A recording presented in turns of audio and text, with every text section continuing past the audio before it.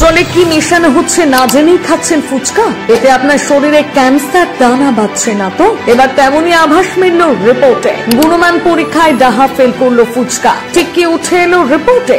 জানুন চাঞ্চল্যকর তথ্য। বাঙালির হৃদয় জুড়ে রয়েছে ফুচকা। ফুচকার নাম শুনলে জিভে জল আসবে না এমন মানুষ খুঁজে পাওয়া দুষ্কর। টক ঝাল স্বাদের খাবারটি যুব সমাজের কাছে খুবই জনপ্রিয়। তাই ৮০% তরুণ তরুণীর প্রিয় খাবারই ফুচকা। পাশাপাশি ছোটদের কাছেও বেশ কদর আছে এই খাবারটি।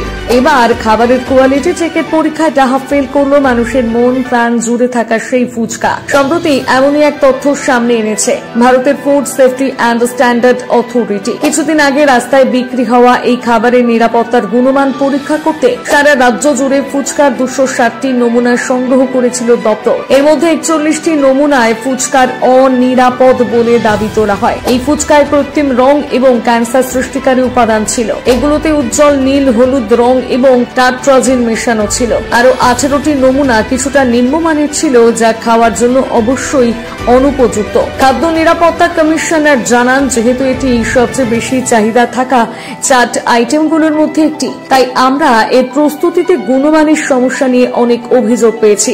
রাস্তার ধারের খাবারের দোকান থেকে সুপরিচিত রেস্তোরাঁ পর্যন্ত সমস্ত জায়গায় প্রতিটি বিভাগের আউটলেট থেকে নমুনা সংগ্রহ করেছি, আর তাতেই উঠে এসেছে এক চমকপ্রদ রিপোর্ট। রিপোর্টে জানা গেছে ফুচকাকে দর্শনীয় দিক থেকে লোভনীয় বানাতে যে রঙের ব্যবহার হচ্ছে সেটি হলো রোডিমাইন বি। এই জিনিসটি ক্যান্সারের সম্ভাবনা দারুণভাবে বাড়িয়ে তোলে, যেগুলো গোবি মাঞ্চুরিয়ান, কটন ক্যান্ডির মতন জিনিসে ব্যবহার করা হয় বলে কর্ণাটক সরকার সেগুলোকে ইতিমধ্যে ব্যান করেছে। চিকিৎসকদের দাবি, এই কৃত্রিম রঙগুলির স্বাস্থ্যের উপর বিভিন্ন প্রভাব ফেলতে পারে। সাধারণত পেট খারাপ থেকে শুরু করে কার্ডিওভাস্কুলার রোগ, এই কৃত্রিম রং অনেক স্বাস্থ্য সমস্যার সৃষ্টি করতে পারে। এই রং অটো ইমিউন রোগ বা কিডনি ক্ষতির কারণ হতে পারে। খাবারে তাই এগুলোর ব্যবহার বন্ধ করা উচিত।